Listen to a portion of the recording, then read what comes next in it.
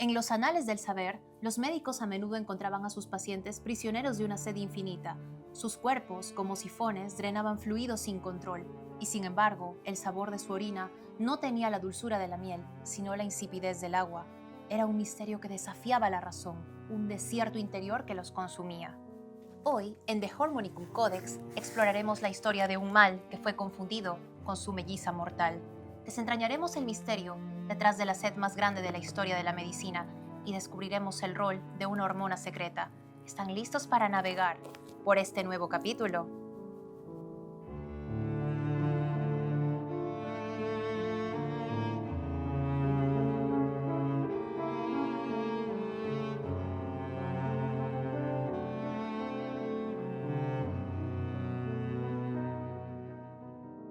Por siglos, la diabetes fue vista como una sola enfermedad. Los médicos solo se fijaban en la sed insaciable y en la inmensa cantidad de orina. Pero en el siglo XVIII, el médico británico Thomas Willis notó algo fundamental.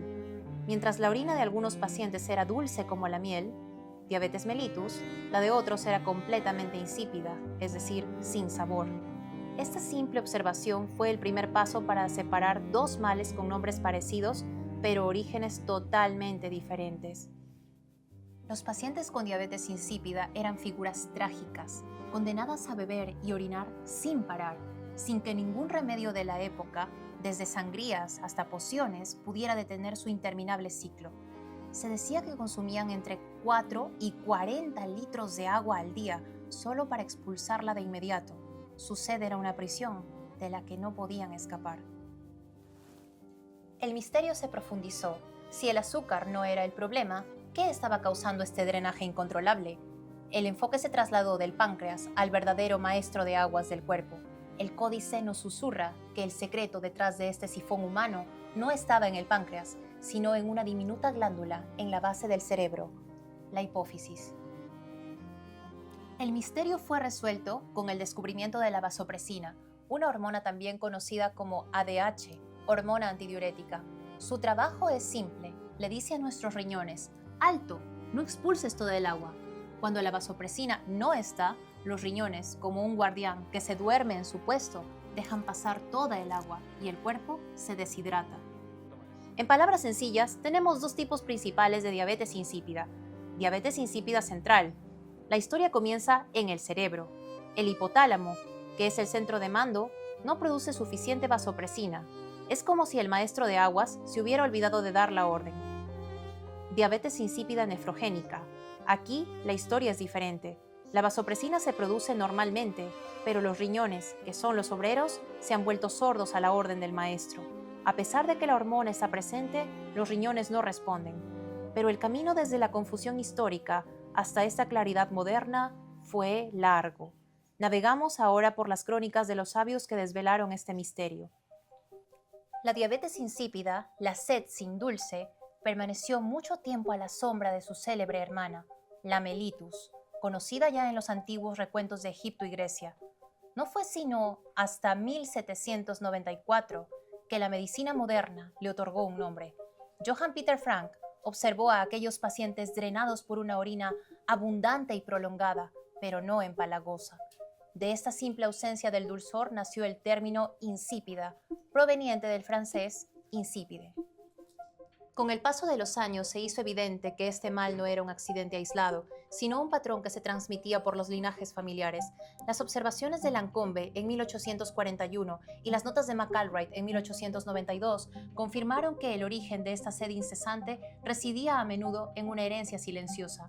El foco de la investigación entonces se elevó hacia el cerebro. A principios del siglo XX, la evidencia comenzó a converger en el hipotálamo y la hipófisis. Hombres como Magnus y Schaeffer mostraron que un extracto de la glándula pituitaria poseía el poder de retener agua. Este hallazgo, en 1913, se tradujo en el primer tratamiento exitoso. Se creyó por un tiempo que todo el secreto residía en un defecto de la pituitaria. Sin embargo, en 1928, la historia se complicó. Delange observó que algunos pacientes con diabetes insípida simplemente no respondían al extracto curativo. La verdad se reveló de forma gradual. El riñón mismo podía ser el responsable. Forsman estableció que el órgano filtrante, lejos de ser un mero ejecutor, desempeñaba un papel crucial en las formas de la enfermedad resistentes al tratamiento. Esta nueva comprensión se consolidó con la descripción clínica de la diabetes insípida nefrogénica. En un documento, Waring relató el síndrome en niños varones, un defecto congénito en la capacidad del riñón para concentrar la orina.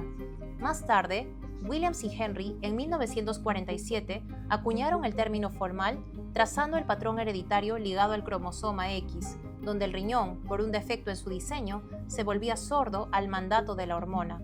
Mientras tanto, la propia esencia del control hídrico era revelada.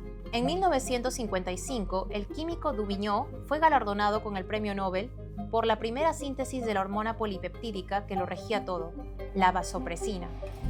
Los misterios finales se desvelaron con la llegada de la biología molecular.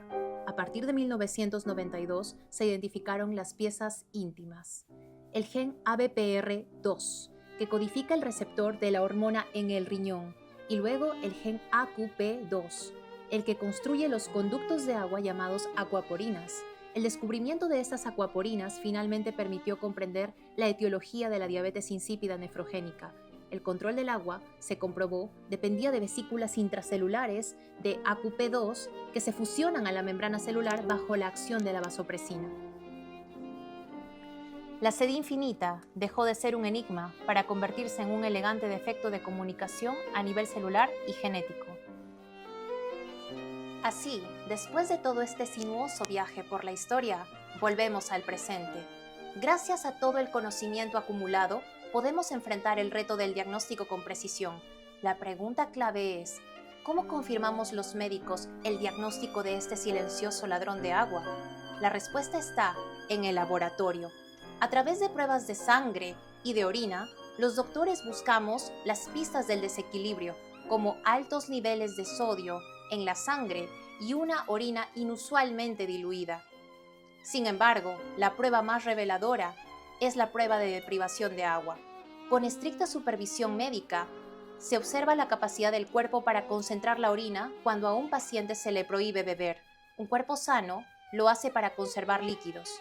Un paciente con diabetes insípida, no. Esta prueba es la evidencia definitiva que distingue a este mal de otros padecimientos. Hoy contamos con un mensajero secreto, la copeptina. Esta molécula es como un fiel acompañante de la vasopresina y sus niveles en la sangre nos dan una prueba definitiva, incluso bajo condiciones de deshidratación, confirmando si la vasopresina está ausente o si simplemente los riñones no la escuchan. Es la firma que distingue a este mal de otros padecimientos. Hoy, gracias a la ciencia, la sed infinita es una condición controlable. Se puede administrar un análogo sintético de la vasopresina, llamado desmopresina, para reemplazar lo que el cerebro no produce. En otros casos, con los medicamentos adecuados, por ejemplo, las tiazidas, los riñones pueden recuperar su capacidad de respuesta. Así, lo que fue una condena a un océano de sed, ahora tiene una solución. El viaje de la diabetes insípida es un recordatorio de que los mayores misterios del cuerpo no son males oscuros, sino desequilibrios que la ciencia puede entender y corregir. El conocimiento es la llave que abre las puertas del pasado y el presente. Así termina un capítulo más de The Hormonicum Codex. Si esta exploración ha resonado contigo, recuerda seguirnos en todas nuestras redes sociales, las cuales están en la descripción de este video. Déjanos un comentario, suscríbete y activa la campanita de notificación para continuar descifrando los misterios de la mariposa secreta, porque aquí la ciencia se viste de mito y la salud se convierte en poesía.